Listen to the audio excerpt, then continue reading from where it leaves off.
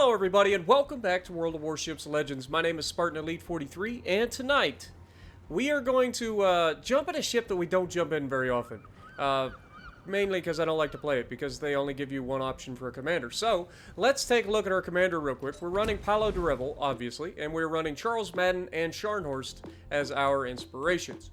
We are running not one for the nuisance. We are running Artisan's Touch, Firefighter, and Master Mechanic with Will to Rebuild. Okay, that's our commander specs. Let's look at our equipment. We're running Aiming Systems Mod 1.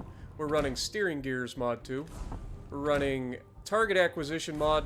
And we're running Main Battery Mod 3. Okay. What does this all mean? I am also running the Epic Battle Booster. I'm running the Community Contributor Flag and the camo that comes with the Roma.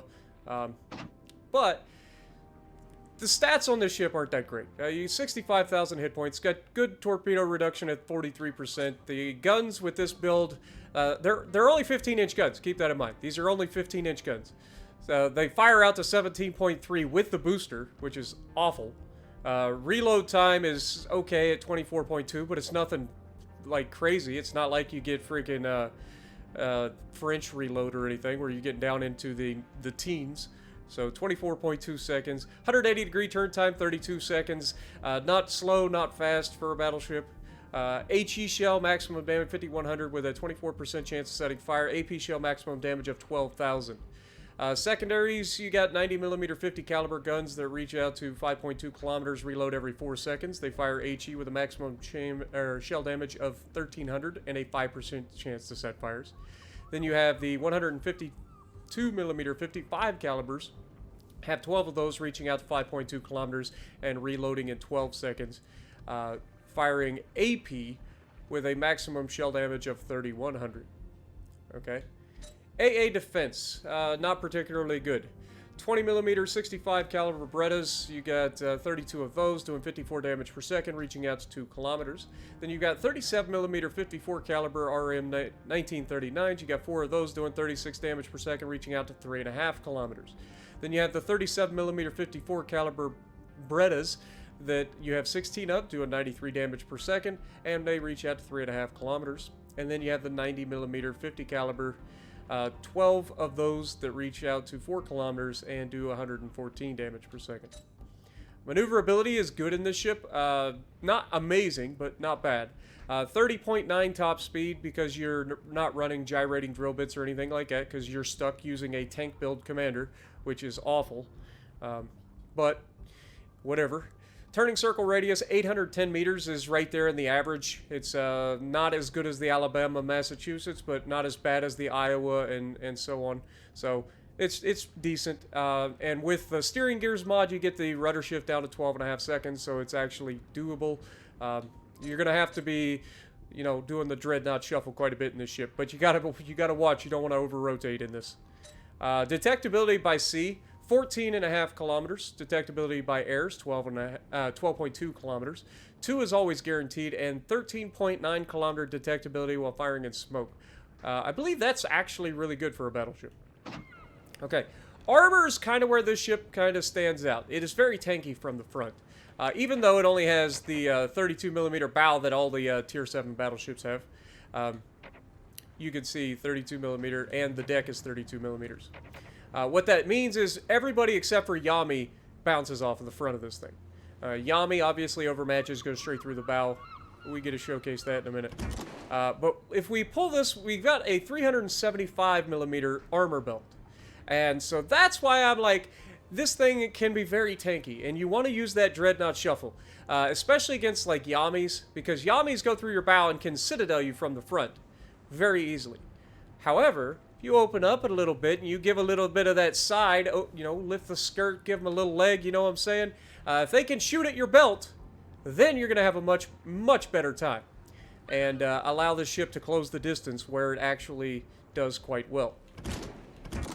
Now, if we get rid of all the extra stuff and look at the Citadel, you can see why this ship is synonymous with getting absolutely dev-struck. And that is because a lot of times these things go broadside, and when they do, the raised Citadel just screams dev-strike. It just does. So, yeah. Keep that in mind. Overview. Ironclad above average armor thickness and tough above average base hit points. Roma, a Vittorio Veneto class battleship. She carried pretty powerful main battery guns for a ship of her size. She was protected by reliable side armor and had good torpedo protection. However, the ship did not have good AA capabilities to efficiently counteract airstrikes. Entered service in 1942. There were 4 of them in the series.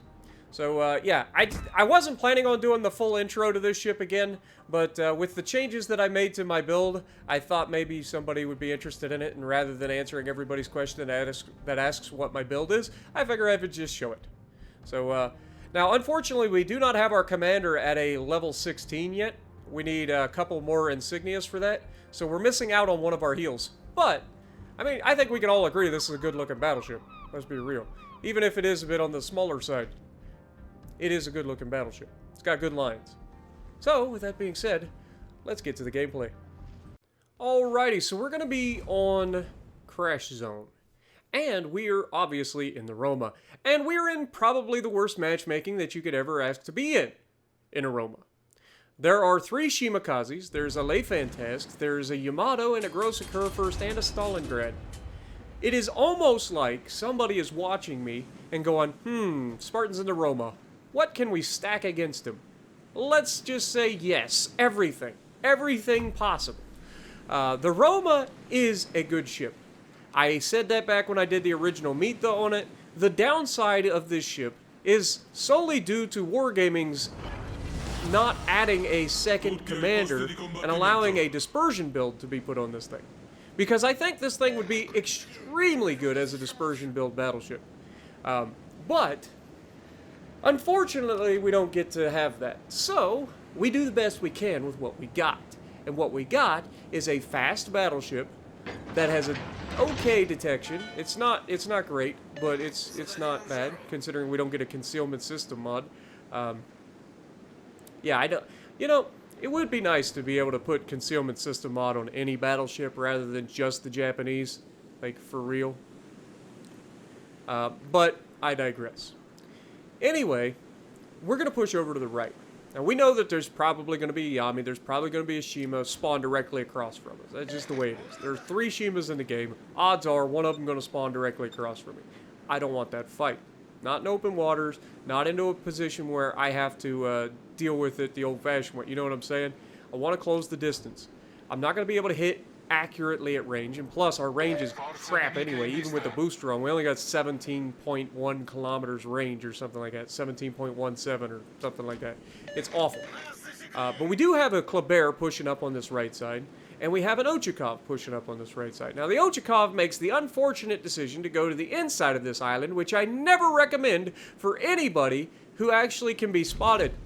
Okay, Lefantask gets spotted. We're going to go ahead, use our first plane. We're going to go ahead and throw that shot out there and see if we can't catch him. It's a long-range shot, but these do have pretty good ballistics, and we do manage to get 1 hit on him for 1,200 damage.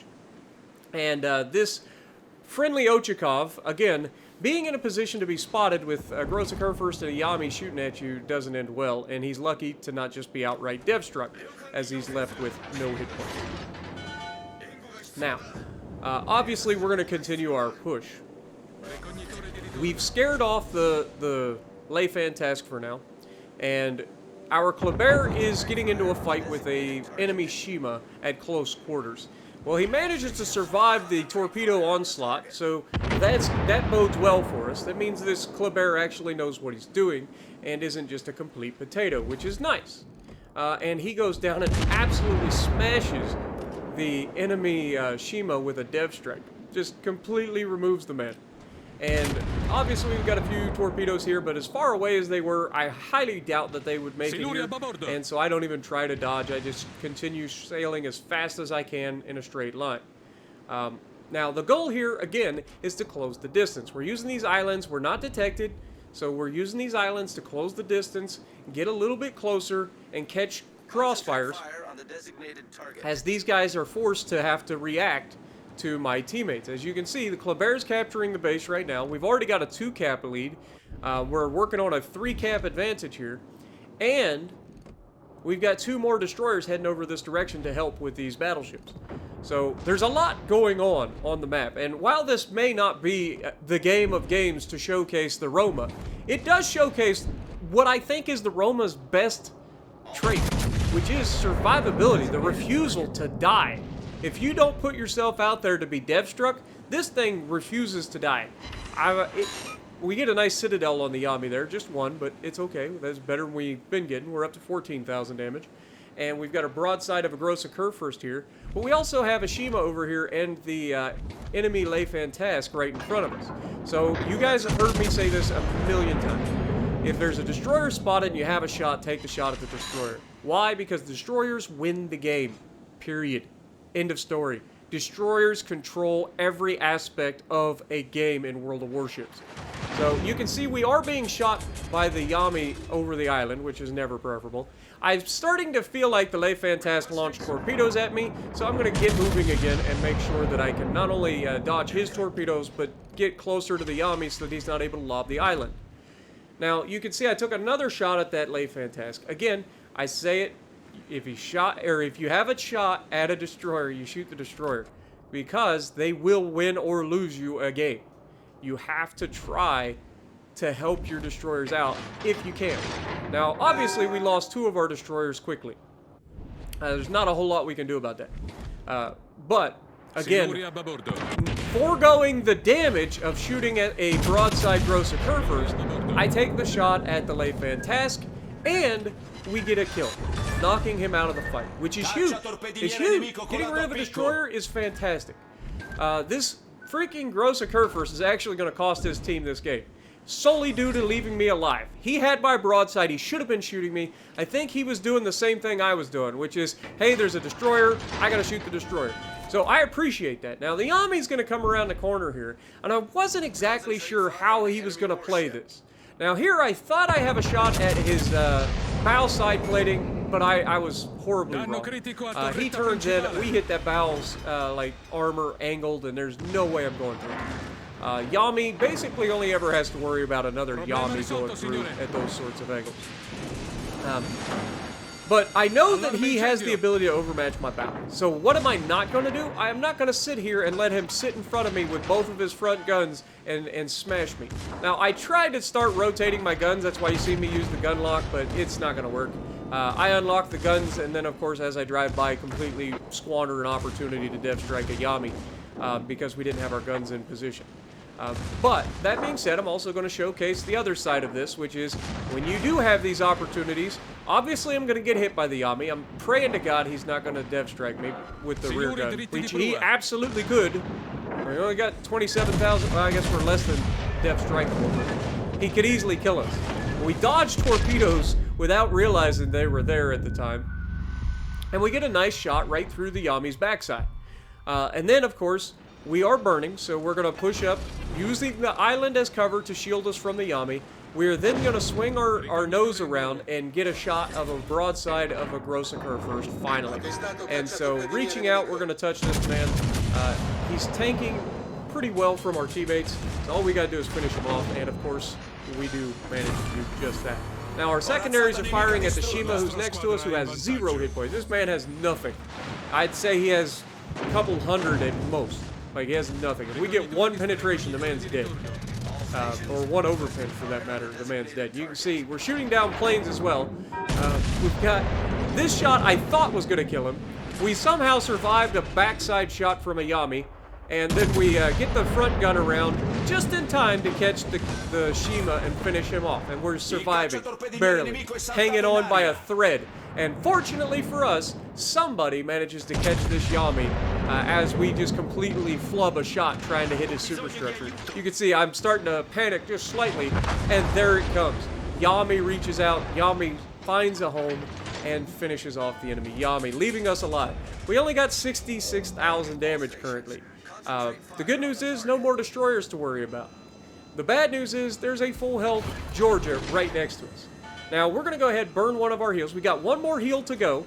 This is going to give us a nice boost to survive the initial hit from this Georgia. And by that time, hopefully, our destroyer will be here to give us some will to rebuild. And that should keep us alive. That's the play. Again, this is not a lot of damage in this match. But it was an action-packed match that I just had to show off. Like, this ship just refuses to die sometimes. And there's that amazing RNG where I aim at the freaking side of a ship at 5-6 kilometers and the shell just derps into the water 3 kilometers away. Like, really, game? Really? And of course, he fires back at me, knocks out both front guns, and resets my reload. So I've already burned my damage con to get my turrets back to loading. And he is going to be angled, but also just begging to be smacked here. Remember, we don't have the biggest guns. We have 15-inch guns. He has 18-inch guns. We reach up and touch his superstructure, and somebody touched him too. I can only assume that that was Yami touching him. But you can see he gets a couple odd penetrations on me, which I'm not a big fan of, if I'm honest. He did get a couple odd penetrations to get a pretty significant hit on us, but as you can see, Destroyer's here. Destroyer's moving in to do what Destroyers do, which is ruin perfectly good 1v1s. Where this guy is going to get obliterated anyway. Not by me, but by everybody else. I mean, he's giving broadside to big battleships. He's got Torps coming in, and you can see the Shima finishes him off. Now, we are in Will to Rebuild, and we do heal quite a bit. Plus, on top of that, we've got our heal going, our final heal. So we ended up using all 4 heals. Now, somebody reaches out and touches the Cleveland. I think our first shot on the Cleveland goes a little wonky.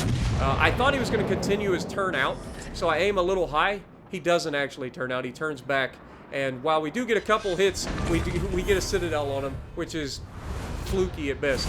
But we ended up getting a Dreadnought. We got a Citadel at the end. We got another kill. We ended up with 4 kills, one shy of a Kraken. 92,000 damage in a hard-earned victory for my backside, that's for sure. So thank you to Mr. Ace and the Shima for coming over and helping me at the end, and to the rest of the team for getting good crossfires at the end and not leaving me to dry. So if you like what I'm doing, punch the like button, leave a comment down below, subscribe to the channel if you haven't already, and as always, I will see you in the next video.